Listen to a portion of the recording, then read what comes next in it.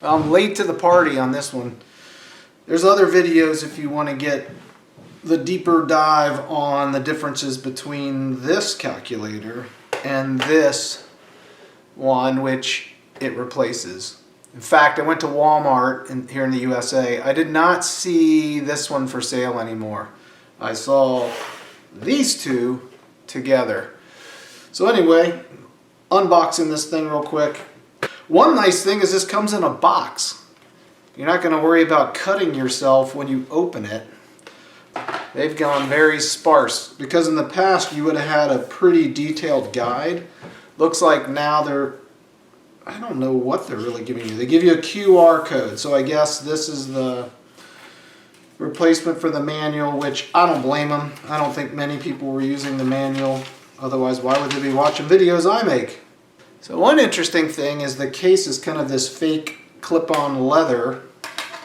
It's got like this fake stitching, which I am not a fan of when they try to make plastic look like leather, but whatever, it's something new.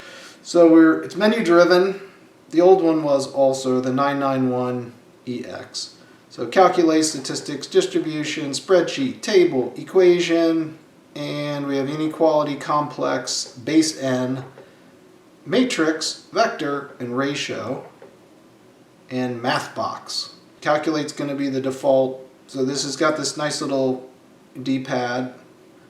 Hit OK to go in. The keys feel nice so far up here. Feels decent. Looks really nice. I think the look of it is great. The feel of it is, good. And seems to have a logical layout. It'll take me some getting used to. I like that the square root has its own key on here. TI tends to bury that in the shift keys. CASIO makes it a little easier to get to. Though they've buried the log in the natural log up here. It's this interesting gold font that I'd say is readable, decently readable. The back of it, simple place for the battery. Does seem to sit, pretty flat. It'd be nice if it had rubber feet, but that's all right.